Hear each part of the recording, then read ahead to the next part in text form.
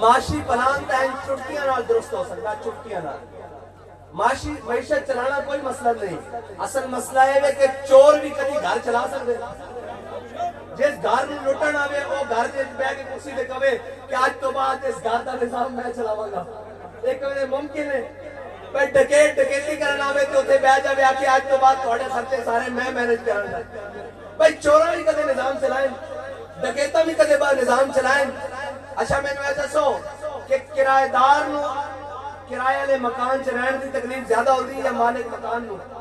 تکلیف تو ہمیشہ مالک مکان نو ہوندی نہ ہوندی، اٹاں دیاں دیواراں دیاں کنڈاں دیاں تھلے فرش دیاں تاراں دیاں بیریں دیاں ہر شے جناب سینٹری دی ہر شے دی تکلیف مالک مکان نو ہوندی، کرایہ دار کا جناب اے گزارا کیتا تو ہو گیا اگلے کرائے تے، اس واسطے مالک مکان اسی ہاں،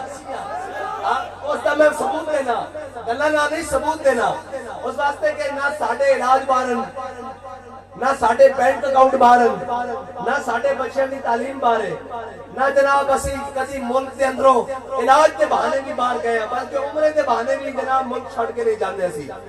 ہاں ساڈے کو الحمدللہ ہے صاحب حیثیت ہاں، لیکن جناب عمرہ کرن بھی اسی ملک تو باہر نہیں جاندے کہ کدھر ایک دشمن ہے نہ سوچن کہ ملک کو نس کے جا رہے ہیں۔ اور میں کہا بچے اسی نسل والے دی اولادہ نہیں، اسی دا بدر چو نہیں نسے، اسی احد چو نہیں نسے، اسی خندق چو نہیں نسے، اسی خیبر چو نہیں نسے، اسی دا کربلا چو نہیں نسے۔ اے نسل والے کوئی ہورن، اے کوئی